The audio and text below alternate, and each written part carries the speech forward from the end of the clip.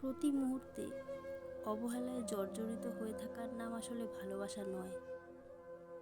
যেখানে নিজেকে ছোট মনে হয় রোজ, নিজের অস্তিত্ব নিয়ে প্রশ্ন করতে হয়, নিজেকে অস্তিত্ব সংকটে ভুগতে হয়, সেখানে আর যাই থাকুক না কেন ভালোবাসা নেই। সে জায়গা যত প্রিয়ই হোক না কেন, সে জায়গাটা ভালোবাসার স্থান নয়।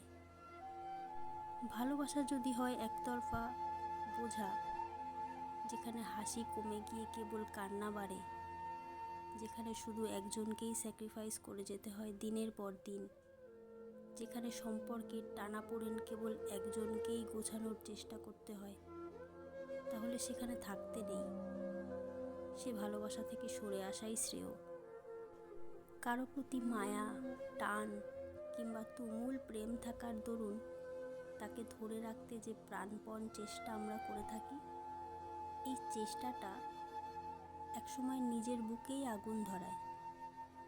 নিজেকে ঠকানোর সবচেয়ে সহজ পথটা হচ্ছে এমন কাউকে ধরে রাখার চেষ্টা করা যে কোনোদিন থাকতেই চায় না। যেখানে ভালোবাসার নামে অবহেলা, বিশ্বাসের বদলে সন্দেহ, ভরসা করার বদলে প্রতারণা, আর সম্মানের বিপরীতে অসম্মানের 32 পাটি দাঁত খিলখিল করে হেসে ওঠে, সেই সম্পর্ক যত দ্রুত ছিন্ন করা যায় ততই মঙ্গল। ততই নিজেকে রক্ষা করা যায় বিপুল ভাঙনের দ্বার প্রান্ত থেকে। তাছাড়া ভালোবাসা মানেই তো শুধু আটকে রাখা নয়। ভালোবাসা মানে মুক্তি, ভালোবাসা মানে শ্রদ্ধা, ভালোবাসা মানে শান্তি, ভালোবাসা মানে কেবল ধরে রাখা নয়। ভালোবাসা মানে কখনো কখনো হাস্যোজ্জ্বল মুখে যেতে দেওয়া।